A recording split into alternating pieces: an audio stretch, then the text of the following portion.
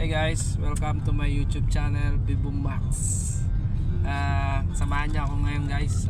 Pupunta tayo ngayon sa SMX. Meron doon car show.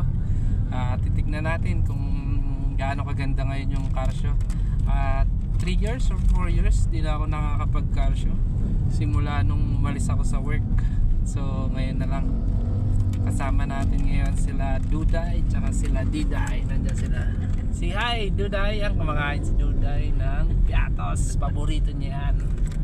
Tsaka yan si Diday. Tsaka si paring Aljon kasama ko.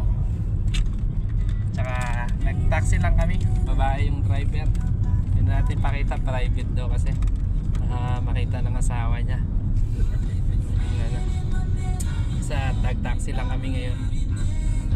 Taxi grab guys. Nasa EDSA na pala kami. Pakita ko sa iyo yung EDSA.